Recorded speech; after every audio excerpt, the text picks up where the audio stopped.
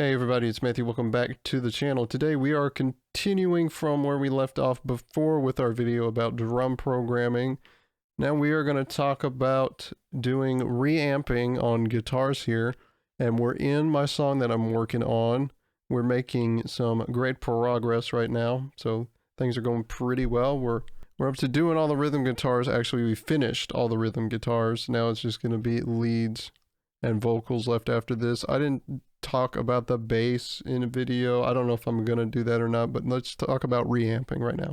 So what is reamping? In basic terms, it is taking an audio signal and running it back out to a guitar amplifier in order to put the sound of the amplifier on it, and then you record that sound as you normally would an amp with microphones.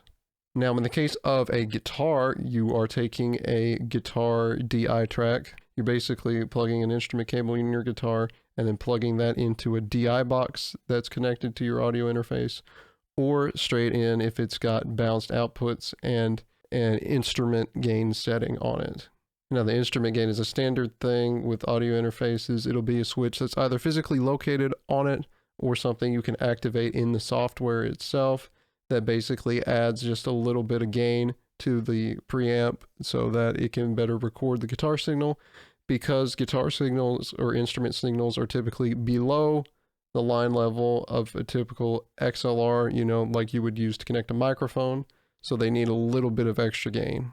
And then you play your guitar port as you normally would, and for the DI you take an output from your audio interface, you plug into that, and it goes out to a reamping box. And the reason you do that is because everything in your audio interface is going to be functioning at a line level, like we talked about, not at an instrument level. So you need to run it through a reamp box so it can properly convert the signal, so that it basically is a normal instrument signal that can then go out to the amplifier with a normal instrument cable. So it's a pretty simple process, and it does absolutely require a reamping box. Do not try to figure out a way to do this without one. You're not going to get good results that way. So going into Reaper here, we got our DI right here that we have played, and let's hear a little bit of that guy.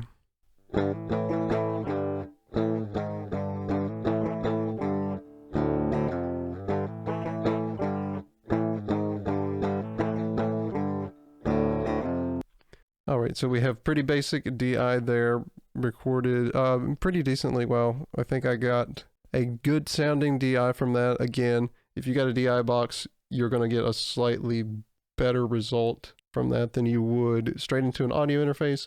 Although these days, if you have a modern one, like a Gen 4 Focusrite, then you're probably going to be fine plugging into that and skipping the DI box. I happen to have a Gen 2 that I'm plugging directly into, so again, results may vary. But what we have done though is we have run that back out to the amp. So we've taken the output in the back of the Focusrite 6i6 output 3 that's going into the input of the reamp, and then the quarter-inch out is going to the amplifier. And what we have here is a setup where we've got two microphones in front of the amp that are recording the reamped signal. This top one with the condenser mic might be a little goofy. The tone is fine. I accidentally recorded it with the instrument level gain on, which you shouldn't do that. You should just have it regular line level. So all that really does is add a little bit of gain to it, so you just don't turn the preamp up as high. I don't think it affected the tone, so that's not really a big deal. And then we can hear how that sounds.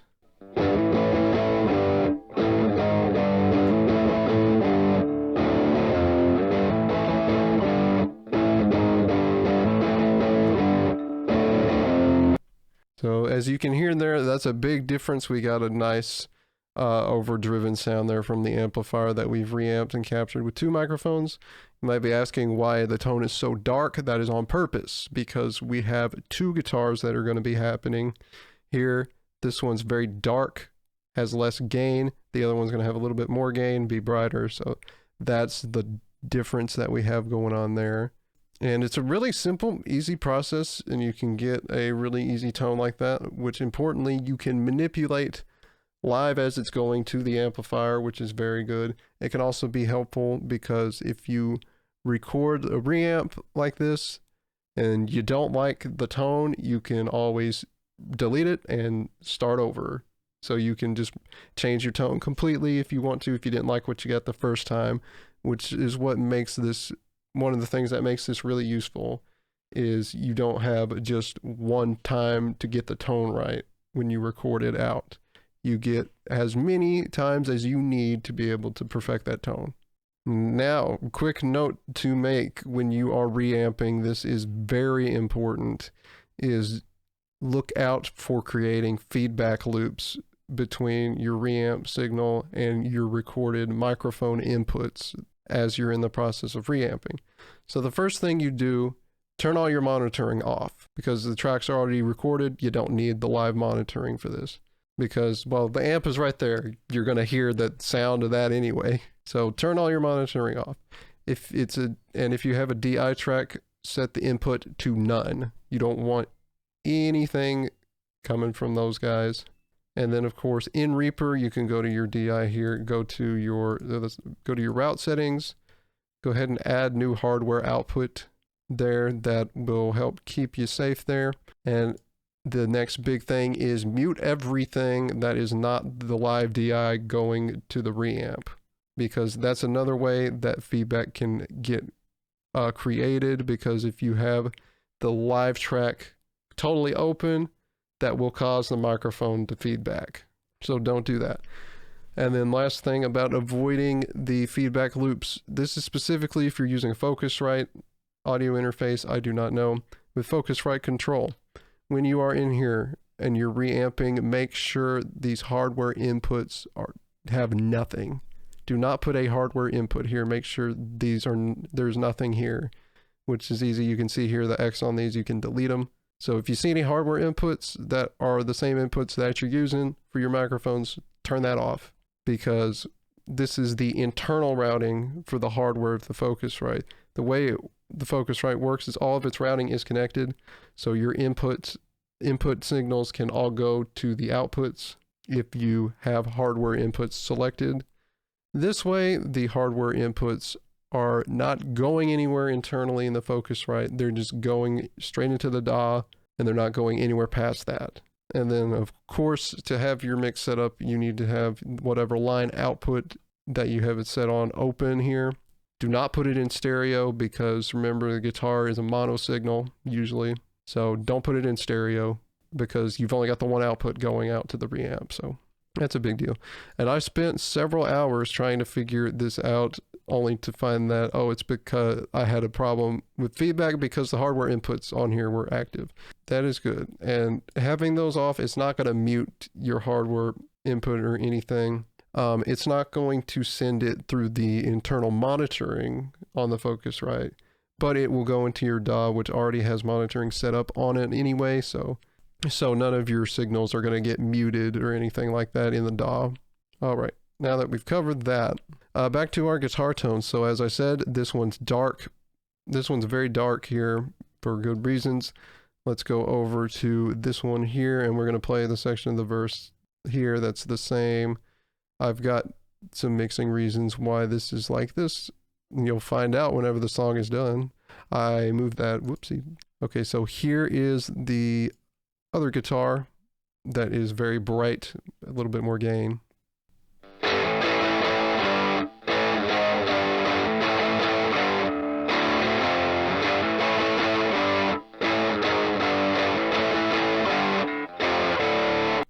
So you can hear that there, a little bit more mid and gain and all that stuff, and a lot more treble.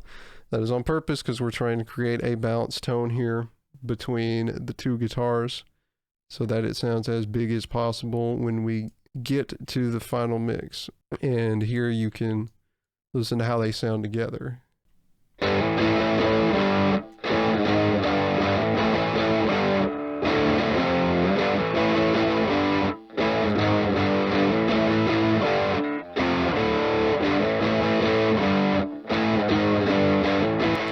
And so you can see there how much better that tone gets when you've got both of them going at once. Like that. And there's a couple of timing hiccups, just a little bit. That's fine. This is rock and roll. We want this to be organic. I'm not going to super correct every little thing. so that everything's time aligned, because that's dumb. You want it to have some character anyway, don't you? And we're doing big mono on these, right? That's the idea. So these guys are going to go to the right side. These guys are going to go left, and we'll have a big tone. And that does give you a little bit of leeway for your timing to be not perfect, because they're not happening in the same exact stereo space. You know, you don't have them all in center. And then the other thing we're going to have on it is we're going to have the DIs are going to have amp sims on them as well, so we can get a really fat tone.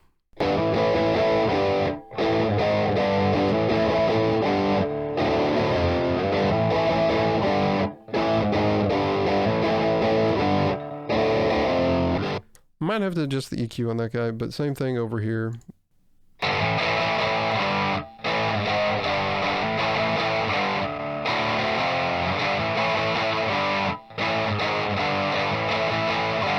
That is a pretty insane tone as things are concerned, but that's the point with this, is guitar tones, when you're working with multiple tones, each individual one is not always going to sound good. Some of them will sound really bad on their own, but when you bring in the full picture, you get a really big guitar sound. And that's kind of what we're looking for with this, right?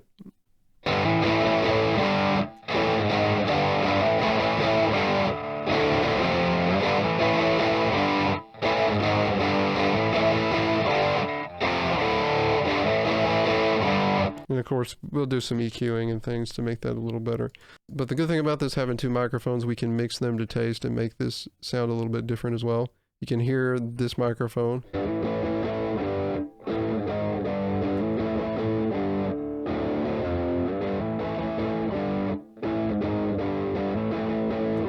Now that is a condenser mic called the Blue Ember. It's a really neat find. It's a $99 condenser mic from Blue, but it's built very well. It sounds pretty nice for the price range. It's really insane.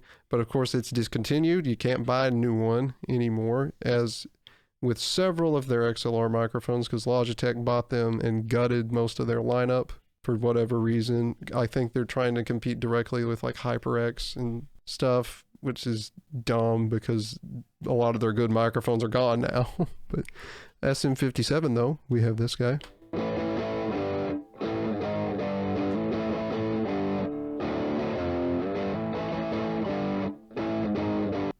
And then we go to this guy. They're not very different, but the SM57 does have a little bit extra mid-range jumping out on it. And then of course, same here.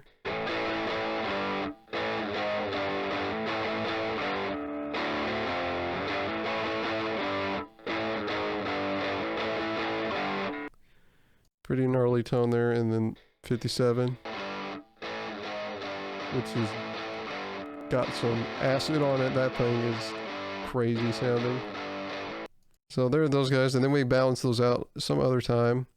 We can go down here to, forget how to scroll on this thing. Okay.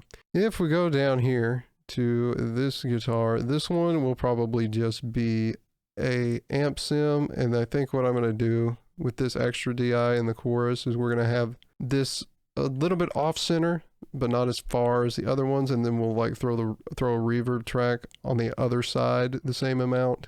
There's a reason for that. You can see the second one here. This will probably not be here on the first chorus. On the second one, we're going to have it come in at some point because we want that last chorus to be gigantic. And of course, you may be wondering, can you do pedals through a reamp? Yes, you can run them exactly the same as you would if you were playing a guitar into the amp. So you can take your out from your reamp, run it into your pedal chain, and then back out and then into the amp, how it normally works.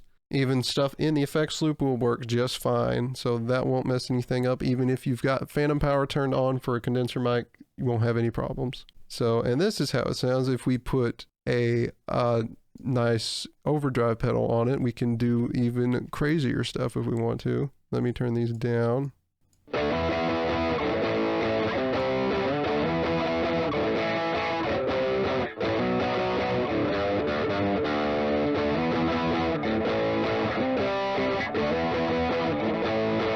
So their pedal works totally fine. It sounds great. It's a green Rhino overdrive, by the way. So that's cool. And then again, EQing stuff, mixing the microphones around will help us deal with some of the sounds we don't want. There is a little bit of mid-range nasality with a lot of the guitars together, I think, and we will fix that, of course. Very easy. We can just either turn the SM57 down or just EQ that out, which we probably will anyway, just for the snare, so that's got room. So anyway, guys, I hope you enjoyed this video on reamping. It's a great, versatile little tool to add to your recording arsenal because it really expands the type of tones you can get on a single project, and it really helps streamline your workflow because you don't have to waste a bunch of time trying to get your guitar tone right while you're recording with the guitar.